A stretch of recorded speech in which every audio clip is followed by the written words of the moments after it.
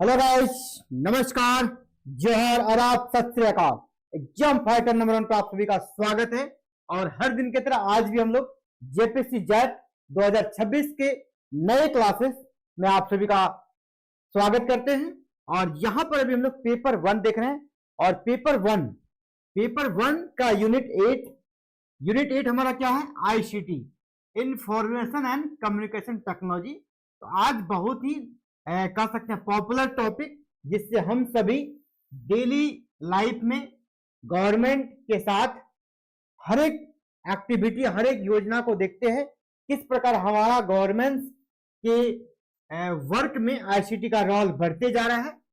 सूचना और संचार प्रौद्योगिकी का उपयोग बहुत ज्यादा हो रहा है। तो आज हम इस पर्टिकुलर टॉपिक में इसी पर डिस्कस करेंगे। और एग्जाम के पॉइंट ऑफ व्यू से जो आपके लिए जरूरी होगा, एग्जाम में जो आएगा उस पर भी हम लोग डिस्कस करेंगे। क्योंकि एग्जाम में क्या पूछा जाता है, जो करंट सिनेरियो रहता है, आपके वर्तमान में जो चीजें हो रही है, ये वर्तमान है। और इसके साथ ही ये फ्यूचर में और इसका डिमांड होते जा रहा है। फ्यूचर में ई गवर्नेंस का डिमांड और बढ़ेगा। समय इसी का है।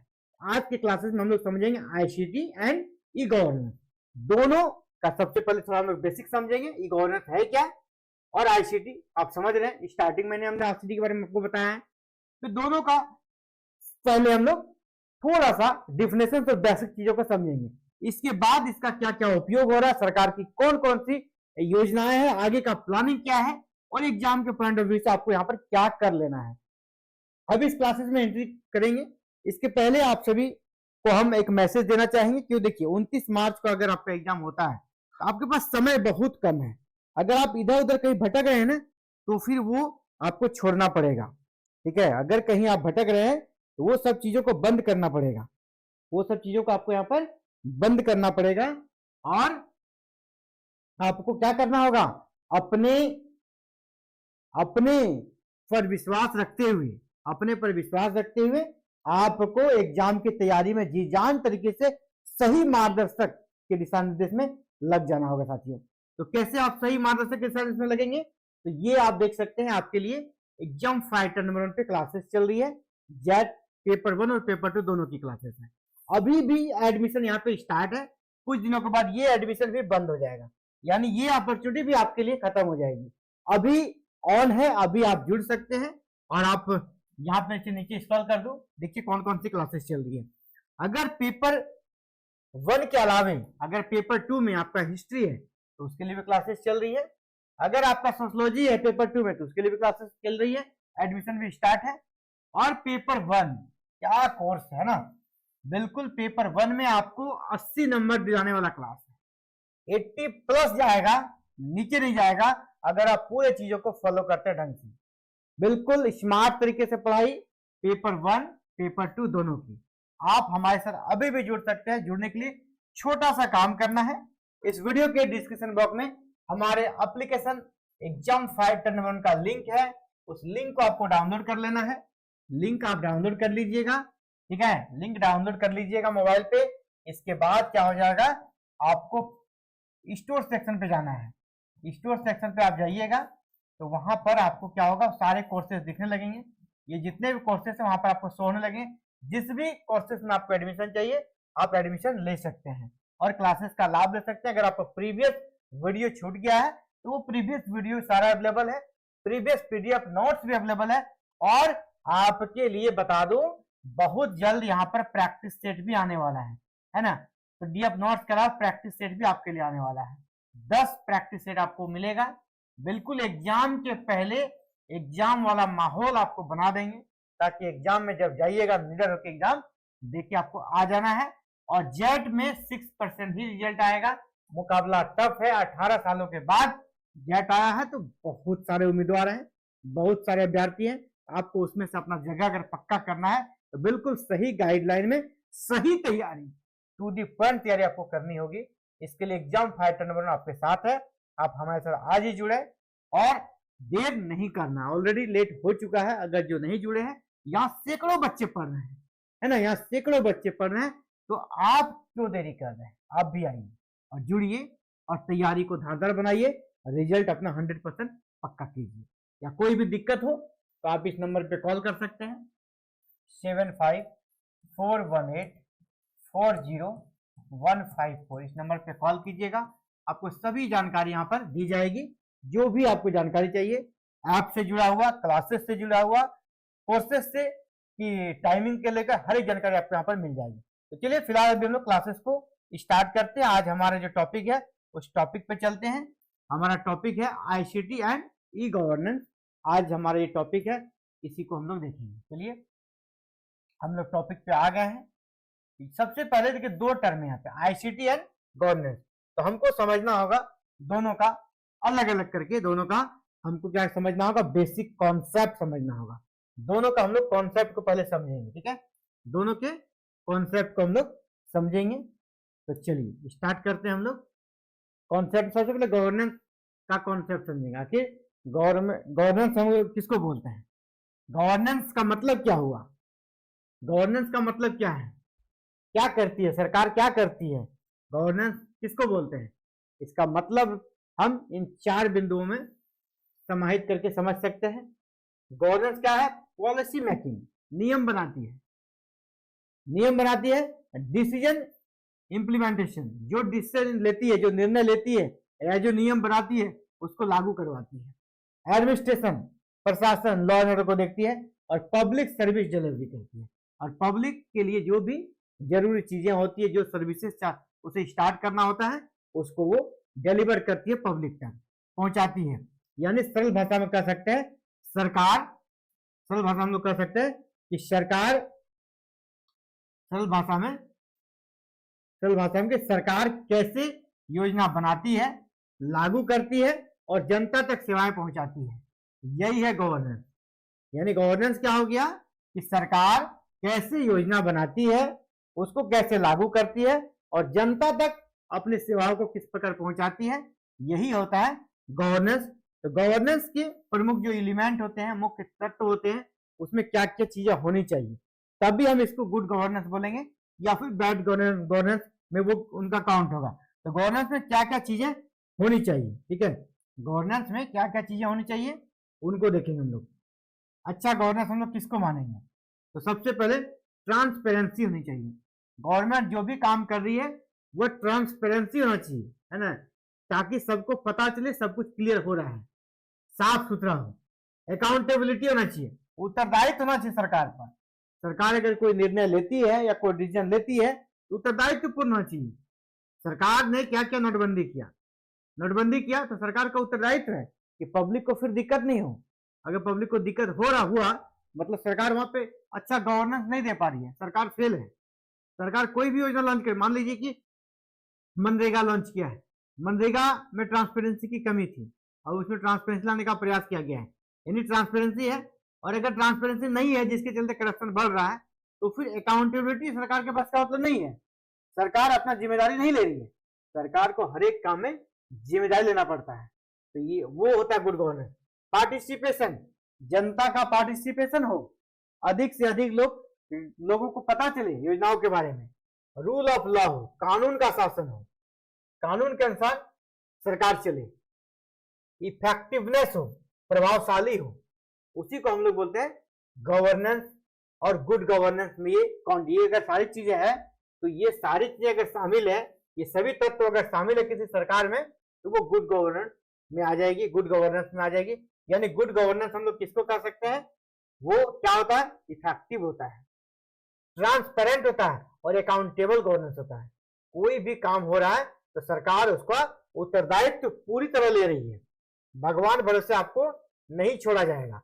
नोटबंदी के समय कहा जाता, सरकार पे आरोप लगा कि सरकार ने भगवान भरोसे छोड़ दिया, आपको क्या दिक्कत हो रहा है कोई मतलब नहीं। जैसे कोरोना आया तो सरकार ने अपनी जिम्मेदारी निभाई, सरकार को अपनी जिम्मेदारी निभाना है कि हमको मास्क अधिक से अधिक संख्या में उपलब्ध कराना है, सैनिटाइजर उपलब्ध कराना है। उसके बाद अलग अलग सेंटर्स बनाए गए ताकि कोविड पेशेंट को वहां पर रखा जा सके। अब हम लोग समझेंगे आईसीटी को। ICT information and communication technology, सूचना और संचार प्रौद्योगिकी है, यानी सूचना को प्रसार करने का जो तकनीक है ना सूचना का, उसी को आईसीटी कहते हैं। आईसीटी में क्या क्या चीजें शामिल होती हैं, आईसीटी में क्या क्या चीजें शामिल होती हैं इसको देखेंगे।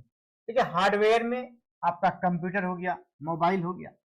आईसीटी में हार्डवेयर में अगर देखेंगे तो कंप्यूटर और मोबाइल, सॉफ्टवेयर में जितने भी ऐप हैं, ऑपरेटिंग सिस्टम है, वो सभी इनका पार्ट है। इस पर हमने पहले गवर्नेंस में क्या क्या चीजें होती है उसको देखा, आईसीटी में देख रहे हैं, ठीक है। आईसीटी में इंटरनेट और नेटवर्क, यहाँ इंटरनेट अगर नहीं होगा तो आज जो आईसीटी का हम लोग रूप देख रहे हैं वो नहीं देख पाते। तो यहां से मेल करो, अमेरिका पहुंच जाएगा सेकंड में, चंद सेकंड में। डाटाबेस, डाटा बिल्कुल स्टोर जो होता है ना वो सेफली रहे, और मैक्सिमम स्टोरेज जैसे क्लाउड पे रहता है, ठीक है। क्लाउड कंप्यूटिंग नेक्स्ट आ ही गया। क्लाउड कंप्यूटिंग जिससे आप जितना भी सोशल मीडिया प्लेटफॉर्म का यूज करते हैं, फेसबुक, यूट्यूब, इंस्टाग्राम, इसमें जो इतना आप अपलोड करते हो जाता कहाँ है, तो सब कुछ क्लाउड में रहता है, ठीक है। कहाँ रहता है? क्लाउड में। या फिर मेल पे करते हैं वो कहाँ जाता है? क्लाउड में जाता है, आपका मेमोरी नहीं खाता है। यानी क्लाउड, अच्छा सर्वर का अच्छा क्लाउड होना चाहिए। एआई सिस्टम जो है ना, अभी समय का जरूरत है। एआई कंप्यूटर से हम लोग अब उसके एडवांस वर्जन एआई पे आ गए हैं, ठीक है। एआई पे आ गए, आर्टिफिशियल इंटेलिजेंस पे आ गए हैं। ये सभी अगर शामिल है आईसीटी में तो हम लोग समझेंगे कि यहाँ पर आईसीटी का सही तरीके से इम्प्लीमेंटेशन हो रहा है। अब आईसीटी का कार्य क्या है? आईसीटी का कार्य क्या? मान लिया हमने आईसीटी को शामिल कर लिया, ये क्या कार्य करेगा? ये क्या करेगा? इंफॉर्मेशन का संग्रह करेगा, सूचनाओं का संग्रह करेगा। मान लीजिए आपको मेल आप कितना ही पुराना क्यों ना हो, आप उसको डेट से निकाल लेते हैं, यानी सूचनाओं का क्या है? संग्रह है। आप किसी सरकार को मेल किए हैं सरकारी काम के लिए, आपने मेल कर दिया, अब वहां कहा रहा कि नहीं मेरे पास तो आया ही नहीं, आप उसको सेंट में जाकर दिखा सकते हैं, यानी सूचनाओं का संग्रह करता है, ठीक है। सूचना संग्रहित स्टोर रहती है। प्रोसेसिंग होता है, आईसीटी का मुख्य कार्य होता है काम को प्रोसेस करना। ट्रांसमिशन यानी चीजों का संचार करना, एक जगह से दूसरी जगह संचार करना।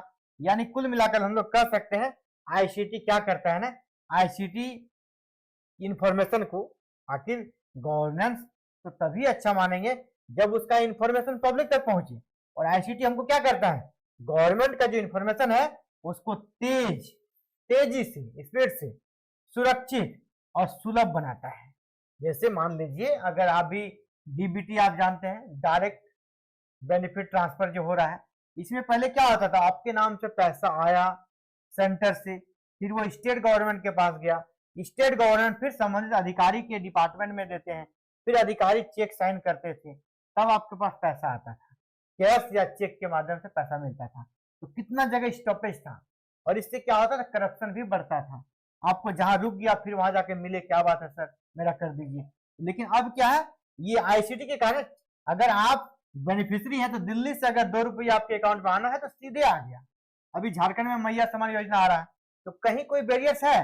सीधे आपके अकाउंट में ही आ रहा है, कहीं कोई रुकावट नहीं। यानी बेनिफिशियरी को या कोई योजना उस पर तेजी से काम होता है, सुरक्षित रहता है और सुलभ होता है। आईसीटी ये काम करता है, ये आईसीटी का मुख्य काम है।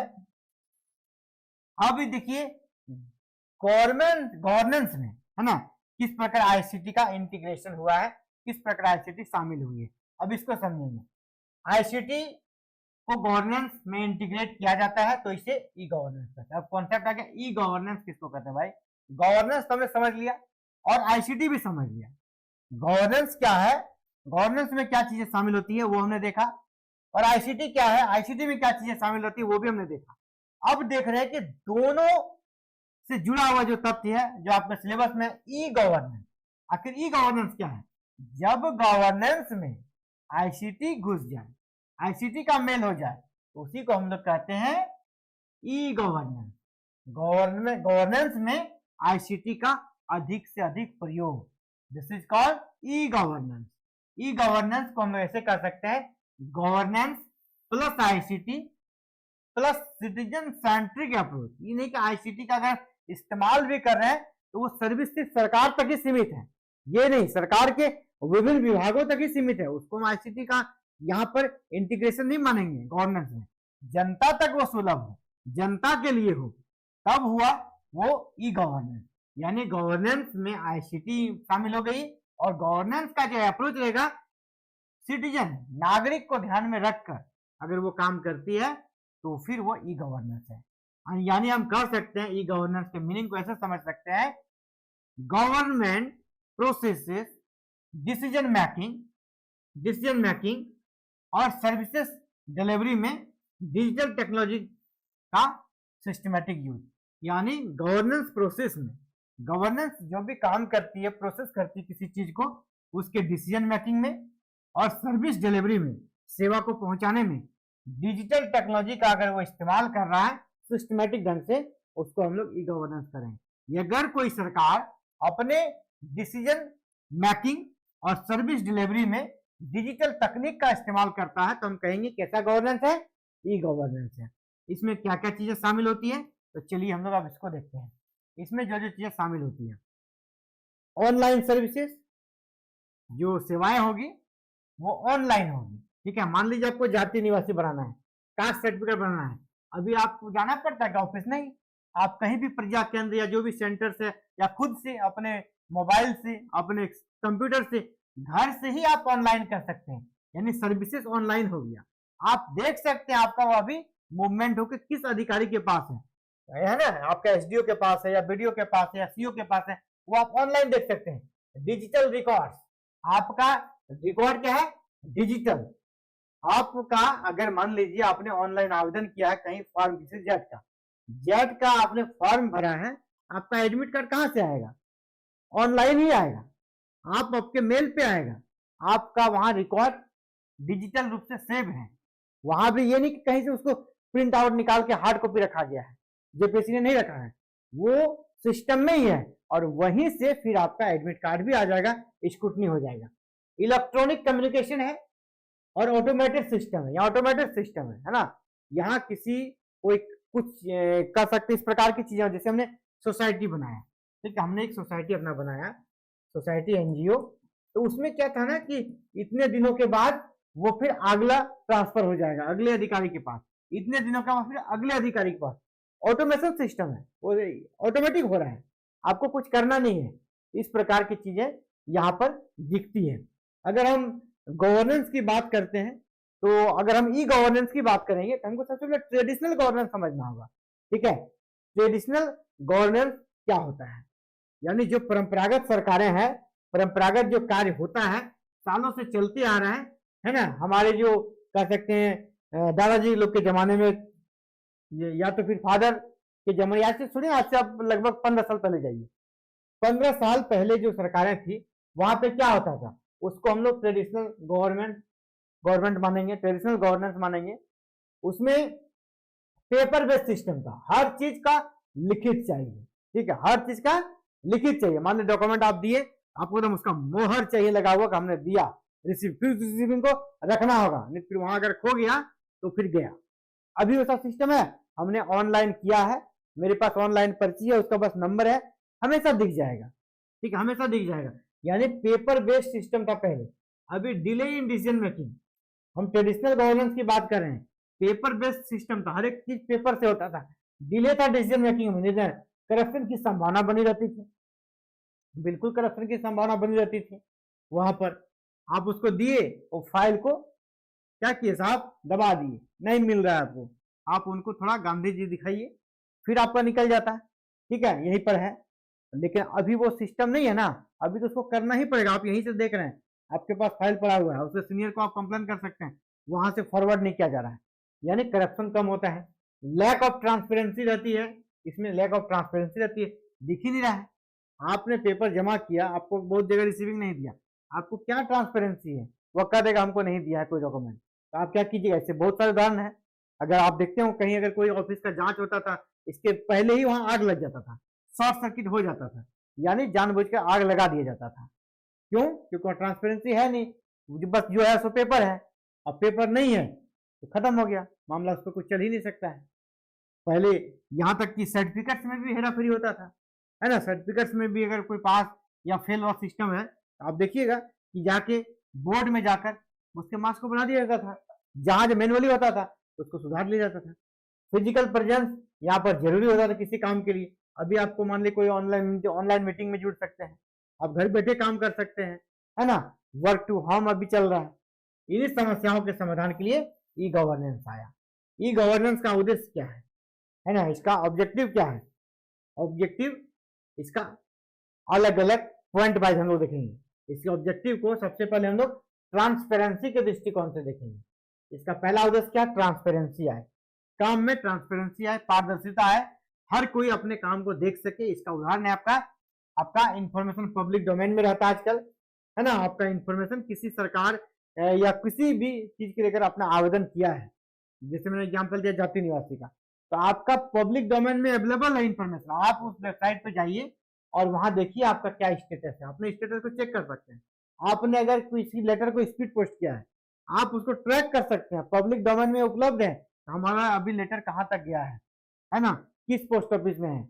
इसके अलावा RTI, राइट टू इंफॉर्मेशन, आप सूचना मांग सकते हैं, सिर्फ 10 रुपया खर्च करके किसी भी ऑफिस से आप सूचना मंगा सकते हैं।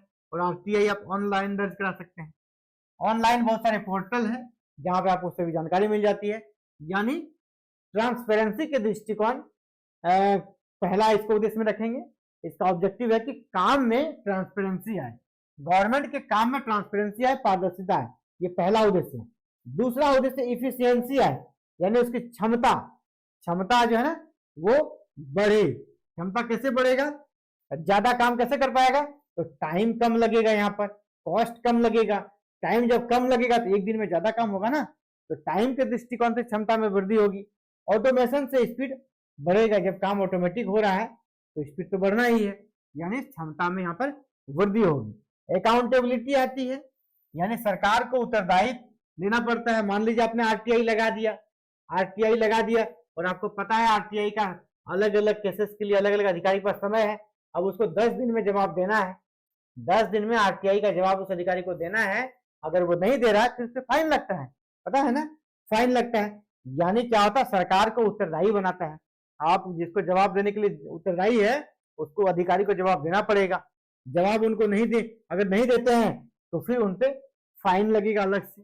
इससे क्या होता है, सरकार की अकाउंटेबिलिटी बढ़ती है, रिस्पॉन्सिबिलिटी बढ़ती है, उत्तरदायी पूर्ण सरकार हमें प्राप्त होता है।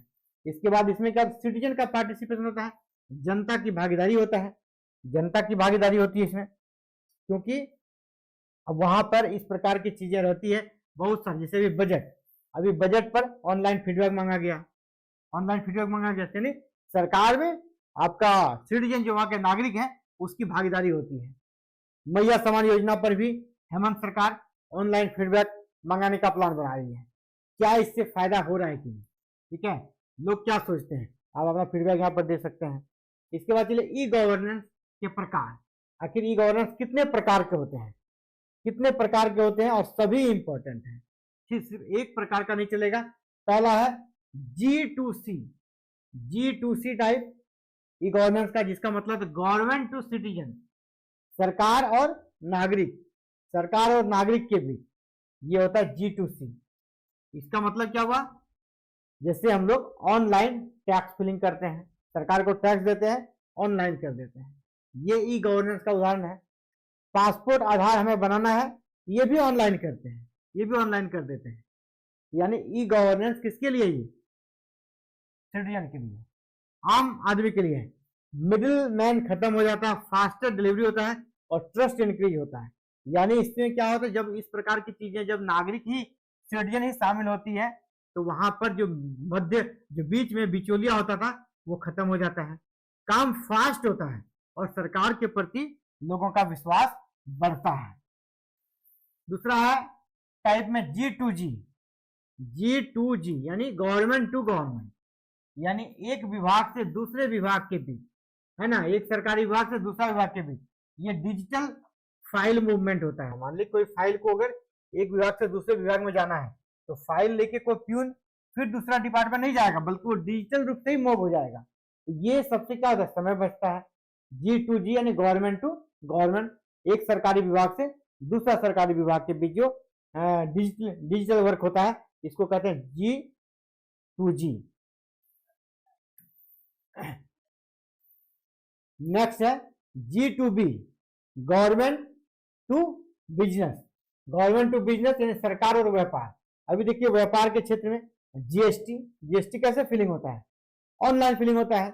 ई टेंडरिंग, अभी आप अगर किसी को टेंडर लेना है किसी काम के लिए, जो कि लाइसेंस जिसको ठेकेदार बोलते हैं, कॉन्ट्रैक्टर बोलते हैं, वो अगर कॉन्ट्रैक्ट लेता था, अब पहले होता था फाइल जाके ऑफिस में जमा करना था, वो सिस्टम खत्म हो गया। ऑनलाइन टेंडर भरा जाता है ना, ऑनलाइन आप टेंडर भरिए कोई काम के लिए। ऑनलाइन लाइसेंसेस, अगर आपको लाइसेंस लेना किसी काम के लिए वो भी ऑनलाइन, चाहे आपको किसी चीज का लाइसेंस चाहिए, अगर आपको कॉन्ट्रैक्टर बनना है, सरकारी कॉन्ट्रैक्टर बनना है, उसके लिए भी लाइसेंस है। अगर आपको ड्राइविंग लाइसेंस लेना है, ऑनलाइन लाइसेंस आपको करना होगा, आप आवेदन देना होगा। इससे क्या होता है, इसका प्रभाव क्या होता है, इसका प्रभाव होता है easy to doing business, transparency, procurement, ये काम को करना, बिजनेस को करना आसान बना देता है, इस प्रकार की चीजें। जो चौथा हमारा है G2E, यानी government to employ. Government to employ में भी गवर्नेंस हम लोग देखते हैं, जैसे कि सैलरी, अभी सैलरी आपके अकाउंट में सीधे आ जाती है, पेंशन हो या HR पोर्टल हो, HR पोर्टल, ये सभी अभी क्या है ऑनलाइन, ये एम्प्लॉय के लिए स्पेशल यहाँ पर इन चीजों को हम लोग देख सकते हैं। सरकार के द्वारा क्या क्या इनिशिएटिव लिए गए हैं डिजिटल गवर्नमेंट यानी ICT बेस्ड गवर्नमेंट के लिए, तो सरकार की सबसे बड़ी जो उपलब्धि है, उपलब्धि तो मिलेगा, जो एफर्ट है वो यहाँ पर हम लोग देखेंगे। 2015 में सरकार ने बहुत बड़ी योजना लॉन्च की थी जिसका नाम था डिजिटल इंडिया। तो डिजिटल इंडिया कब लॉन्च किया गया था, आपसे ये भी पूछ लिया जाएगा, डिजिटल इंडिया कब लॉन्च किया गया था, तो 2015 में। डिजिटल इंडिया का विजन क्या है, इसका उद्देश्य क्या है, transform India into digitally empower society and knowledge economy. India को क्या बनाना है, हमको इंडिया को डिजिटली मजबूत बनाना है, यानी यहाँ पर तकनीकी रूप से लोगों को नॉलेज देना है, सोसाइटी को और हमारी अर्थव्यवस्था को भी यहाँ पे नॉलेज बेस्ड बना देना है। और डिजिटल तकनीक का हमने इस्तेमाल करके, आज देखिए ई कॉमर्स के क्षेत्र में भी, ई कॉमर्स के क्षेत्र में हम लोग अधिकतर आजकल मार्केटिंग कहाँ से करते हैं, अधिकतर लोग मार्केटिंग आजकल फ्लिपकार्ट, अमेजॉन वगैरह से कर रहे हैं। ये सबको बढ़ावा देना है ना, चाहे वो आपका इकोनॉमी हो, आपका नॉलेज हो, या फिर सोसाइटी को एम्पावर करना हो। पहले के लोग देखिए जवाब नहीं दे पाते थे, अभी क्या है ना, डिजिटल रूप से इतने अवेयर है कि हर एक योजना के बारे में उसको पता है, तो सरकार के किसी अधिकारी से वो तुरंत डिस्कस कर लेते हैं ना, कुछ नहीं तो मोबाइल निकाल दी। पहले लोग इतने अवेयर थे क्या, नहीं, पहले बाबू साहब जो बोल देते थे लोग सुनते थे, ठीक है, अधिकारी जो बोल देते थे उसको मानकर लोग चुप रहते थे, लेकिन अब वो चुप नहीं रहते हैं। आप गांव देहात कहीं भी चले जाइए, हर किसी की जुबान है, आज के समय में हर किसी की जुबान है, वो किसी से भी टकरा सकता है, किसी अगर उनको जानकारी है तो क्यों डरेगा, है ना। अगला है डिजिटल, जो आपका pillars of digital India. Digital India के क्या स्तंभ है ना, मुख्य इसके आधार क्या है, डिजिटल इंडिया के मुख्य स्तंभ क्या है, आधार क्या है, मुख्य पिलर क्या है। तो देखिए पहला इनका प्रयास है digital infrastructure as a utility, लोगों के प्रयोग के लिए जो डिजिटल रूप से इंफ्रास्ट्रक्चर होनी चाहिए उसको पहले मजबूत बनाना है। इसके लिए क्या क्या काम होता है, ब्रॉडबैंड हाईवे का प्रयास किया गया है और काफी सफल हुआ है। आधार को हर चीज से जोड़ दिया गया है। इसके बाद मोबाइल कनेक्टिविटी हर जगह होना चाहिए, ये अगर नहीं रहेगा तो फिर डिजिटल इंडिया का क्या मतलब। किस प्रकार ICT को हम लोग गवर्नेंस में यूज करेंगे, क्योंकि ये सभी चीजें ब्रॉडबैंड यानी इंटरनेट का तेजी से स्पीड वाला इंटरनेट आपके मोबाइल में हो, आधार लिंक हो ताकि आपकी पहचान हो सके, मोबाइल कनेक्टिविटी बहुत अच्छा हो, यह फाउंडेशन लेयर है। Digital infrastructure as a utility, digital India का जो पिलर है वो इसका फाउंडेशन लेयर है। सबसे पहले वो करना ही पड़ेगा तभी डिजिटल इंडिया साकार होगी, वो फाउंडेशन लेयर है। दूसरा लेयर है इसका डिजिटल इंडिया का, वो है governance and services on demand. Public के डिमांड के अनुसार सर्विसेज, ऑनलाइन सर्विसेज हो, रियल टाइम डिलीवरी हो, यानी इफिशियंसी हो, क्षमता हो और पारदर्शिता भी हो, दोनों होनी चाहिए। Governance and services on demand, ठीक है। जब उसने डिमांड किया, हमको ये डॉक्यूमेंट अप्लाई किया उसने ड्राइविंग लाइसेंस का, उसके लिए रियल टाइम डिलीवरी आपको करना होगा। हमने 10 दिन बनाया है तो 10 दिन टाइम दिया, 10 दिन के अंदर बन जाएगा, ऑटोमेटिक बन जाएगा, ये नहीं कि फिर उसको वहां ऑफिस जाना पड़े। तीसरा है डिजिटल एम्पावरमेंट ऑफ सिटीजन। अब जनता को भी, पब्लिक को भी डिजिटल लिटरेसी यानी डिजिटल शिक्षा देना, उससे ट्रेनिंग वगैरह देना, यूनिवर्सल डिजिटल एक्सेस, वो डिजिटल चीजों को एक्सेस कर सके, इतना ज्ञान उसके अंदर रहना चाहिए। इससे क्या होता है, इंक्लूजन एम्पावरमेंट, यानी यहाँ पर क्या होता है, अब एम्पावरमेंट आता है जनता के बीच, और सिर्फ यहाँ पर भेदभाव नहीं कि कुछ ही विशेष वर्गों को, ये सबके लिए ओपन होता है। ठीक है, major Indian digital governance institute, कौन कौन सा यहाँ पर इंस्टीट्यूट लिया गया गवर्नेंस के द्वारा, उसको समझिए। अब देखिए आधार, आज हर चीज से आधार को जोड़ दिया गया है, आधार से लिंक कर दिया है, तो आधार पर सरकार पुरजोर तरीके से लगी है। ठीक है, इससे क्या हो जाता है, आपका यूनिक बायोमेट्रिक आइडेंटिटी बन जाता है। ऑथेंटिकेशन सिस्टम के क्षेत्र में बड़ा रोल प्ले करती है। आपका पहचान के लिए आधार बहुत बड़ा काम करता है, क्योंकि वहां आपका थंब इम्प्रेशन रहता है ना, आई का वहां पर आपका जांच होता है, रेटिना वगैरह का। गवर्नेंस रोल सरकार का क्या रोल है, direct benefit transfer, elimination of fake beneficiaries, reduce corruption, improve inclusion. यानी अब क्या होता है, गवर्नेंस का इसमें रोल क्या है, ये सारी चीजें अगर कर लेती है तो गवर्नेंस का रोल क्या होता है कि डायरेक्ट बेनिफिट ट्रांसफर कर पाती है। अगर वो आधार को लिंक कर दिया है तो बेनिफिट को डायरेक्ट ट्रांसफर करती है, और इसमें जो फेक बेनिफिशियरी रहते हैं उसको हटाया जाता है। आपको पता है कि अभी मनरेगा में जो चीजें इंप्रूव की गई, यहाँ पर पहले होता था कि लेबर्स वगैरह का फर्जी अटेंडेंस वगैरह वहां पे बन जाता था ना, फर्जी अटेंडेंस बना दिया जाता था। अब क्या कर दिया उसको, इस प्रकार कर दिया है कि आपको जियो टैग कर दिया है, जहां पर आपका काम हो रहा है वहीं पर जाके उसका अटेंडेंस बनेगा। वहीं पर अभी अनाज जो राशन बांटा जाता है, आपके डीलर्स बांटते हैं, उसमें करप्शन था। अभी वहां पर भी क्या कर दिया है ना, आपको सीधे वहां पर भी फिंगर लगाना होगा। यानी जो गलत लोग किसी दूसरे के नाम से राशन ले जाते थे वो सब बंद हो गया ना, यानी फेक बेनिफिशियरी का सिस्टम खत्म। जिसका फिंगर मैच करेगा अनाज उसी को मिलेगा, यानी फेक बेनिफिशियरी यहाँ पे बंद हो गया। डिजी लॉकर आप जानते हैं, आप स्टूडेंट, आपको पता है कि पहले सर्टिफिकेट्स वगैरह जो आपको इधर उधर चला जाता था, अभी डिजी लॉकर आ गया है। आप यहाँ पे अपने सभी सर्टिफिकेट्स को रख दीजिए, हमेशा के लिए सुरक्षित रहेगा, हमेशा के लिए सुरक्षित रहेगा। आपको 1 GB यहाँ पर मिलता है अपलोड करने के लिए, 1 GB आपको अपलोड करने के लिए मिल जाता है। यहाँ पे सभी डॉक्यूमेंट सेव रहेंगे, और आप अगर कहीं जाते हैं कहीं इंटरव्यू वगैरह में, तो आपको ले जाने का भी जरूरत नहीं है। आपका डिजी लॉकर इतना वैलिड है, अगर आपका ओरिजिनल डॉक्यूमेंट नहीं है तो इसको देखकर यहाँ पर आपको वैलिड मान दिया जाएगा। तो बेनिफिट क्या है, पेपरलेस गवर्नेंस आ रहा है, सिक्योर एंड एक्सेसिबल है। इसी प्रकार सरकार का और इनिशिएटिव है, एक उमंग ऐप है, सरकार ने एक उमंग ऐप लॉन्च किया है, सरकार के द्वारा किया गया है। यहाँ पर उमंग ऐप में सरकार द्वारा संचालित यहाँ 1700 प्लस सेवाओं को केंद्र सरकार और राज्य सरकार को मिलाकर देखिएगा, तो ये उमंग ऐप अगर आप डाउनलोड कीजिएगा तो 1700 प्रकार की सेवाएं यहाँ पर प्रोवाइड करा दी जाती है। आपको जाति बनाना हो, निवासी बनाना हो, आपका ड्राइविंग लाइसेंस बनाना हो, या ऑनलाइन कहीं कुछ काम करना हो, ठीक है, गवर्नमेंट के जुड़े हुए किसी भी काम को लेकर आप यहाँ पर जानकारी प्राप्त कर सकते हैं। यूनिफाइड मोबाइल एप्लीकेशन है, सरकार का है, एक ही प्लेटफॉर्म पर आपको सारी सर्विसेज, यहाँ लगभग 1700 से ज्यादा सर्विसेज प्रोवाइड कर जाती है।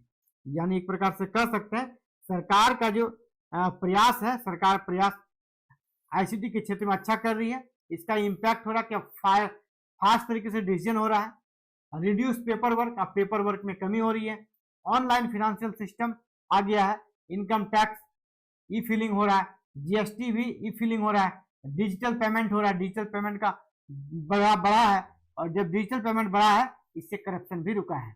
अगर आपको कहीं पेमेंट फी वगैरह कॉलेज में, स्कूल्स में डिजिटल तरीके से लिया जा रहा है तो वहां पे करप्शन कम हो सकता है, आपसे ज्यादा कोई नहीं ले पाएगा। दूसरा, इससे जो उनका इनकम होगा उसमें सरकार को जो टैक्स बनता है वो टैक्स भी उसको देना होगा, क्योंकि अकाउंट में गया है ना।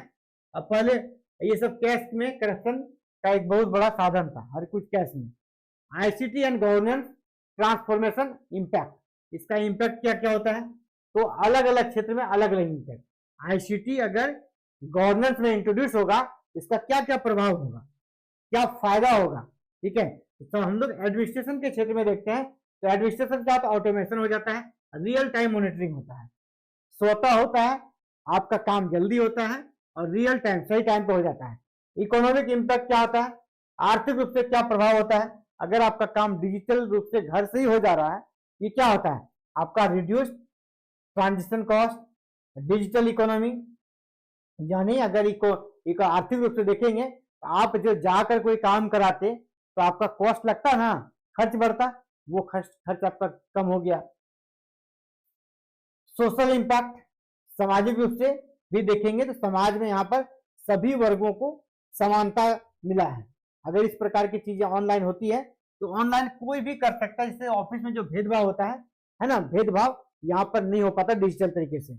ऑफिस में अगर आप गए, अधिकारी आपका जान पहचान का है या आपसे ज्यादा उससे रुचि है, आपके काम में वो दिखाएगा, नहीं तो फिर वो जिससे इंटरेस्ट है उसका वो चयन कर देगा। किसी वैकेंसी में मान लीजिए कि आपको सिर्फ इंटरव्यू देने जाना है, अगर आप इंटरव्यू देने गए और आपसे उसका संबंध अच्छा नहीं है ना, आपसे खुन्नस निकालने के लिए आपको रिजेक्ट कर देगा। लेकिन जब ऑनलाइन चीजें हैं, सारी चीजें ऑनलाइन दिख रही है, तो सिर्फ उसके हाथों में चीजें अब नहीं रहती है, अब वो सोशल प्लेटफॉर्म पे है ना। सरकार का जो परमानेंट पोर्टल है वहां पे अवेलेबल है, वहां पे वो आपके नीचे वाले को ले ही नहीं सकता है। ठीक है। चैलेंजेस इन ई गवर्नेंस, अभी भी चैलेंजेस क्या क्या है, यानी बाधा क्या क्या है, अभी भी बाधाएं क्या क्या है, समस्याएं क्या क्या है गवर्नेंस के सामने की। गवर्नेंस अच्छे से नहीं यहाँ पे इम्प्लीमेशन कर पा रही है। इसके पीछे क्या, डिजिटल डिवाइडेड है, अभी भी कुछ इलाकों में इंटरनेट की पहुंच नहीं है, मोबाइल का नेटवर्क तक नहीं आता है।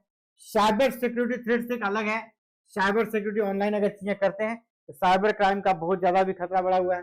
लैक ऑफ डिजिटल लिटरेसी, लोगों में डिजिटल रूप से लोग जागरूक नहीं, विशेषकर गांव और जो उम्रदराज लोग हैं वो इससे फ्रेंडली नहीं हो पाते हैं।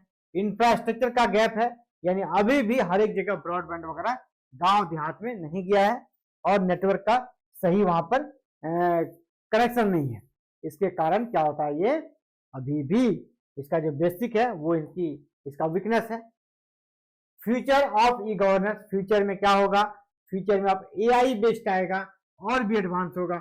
ब्लॉकचेन फॉर ट्रांसपेरेंसी, बीच में कहीं काम रुकेगा नहीं तो ब्लॉकचेन सिस्टम लागू होगा, आप उसको छेड़छाड़ नहीं कर सकते। अभी क्या होता है ना, किसी ने अगर आपके लिए फॉरवर्ड किया, अभी ऑनलाइन में बहुत जगह छेड़छाड़ हो जाता है, अगर ब्लॉकचेन सिस्टम हो जाएगा तो कोई भी उसको बदल नहीं पाएगा। यानी स्मार्ट गवर्नेंस का समय आ गया है, डाटा ड्राइवन पॉलिसी, सिर्फ आपका डाटा से ही आपका काम होगा, आप जाए नहीं जाए, आपका डाटा हर काम आपका कर देगा। एग्जाम के दृष्टिकोण से ये सभी आपको एमसीक्यू जब सॉल्व कीजिएगा, इस पॉइंट्स को याद रखिएगा, आपको सॉल्व करने में मदद करेगा। ICT is the backbone of modern governance, यानी आईसीटी आज के समय में जो मॉडर्न गवर्नेंस है उसका रीढ़ का हड्डी है।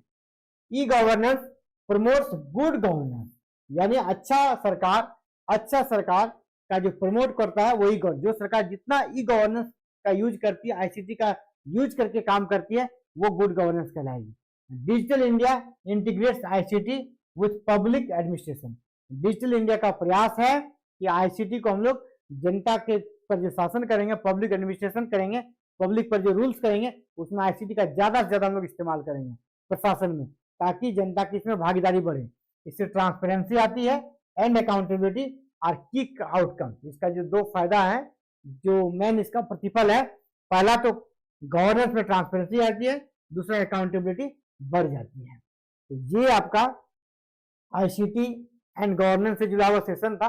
और साथियों इसी पर पेपर 1 की लगातार क्लास चल रही है, पेपर 2 की भी क्लास चल रही है, यानी पूरा जेट का टोटल सॉल्यूशन आपको एग्जाम फाइटर नंबर पे मिल जा रहा है। और साथ ही ये पीडीएफ नोट्स भी आपके लिए अवेलेबल रहेगा। इसके लिए क्या करना, हमारे ऐप पे आए, आप चैनल को सब्सक्राइब करें, यहाँ पर आपको वीडियो मिल जाएगा, और ऐप पर आए, वहाँ पीडीएफ नोट्स भी मिलेगा और वीडियो लेक्चर भी मिलेगा, प्रैक्टिस सेट भी मिलेगा। तो फिलहाल साथियों इस वीडियो में इतना ही, मिलते हैं एक नई क्लास में बहुत जल्द। थैंक यू, जय हिंद, जय भारत, जय झारखंड।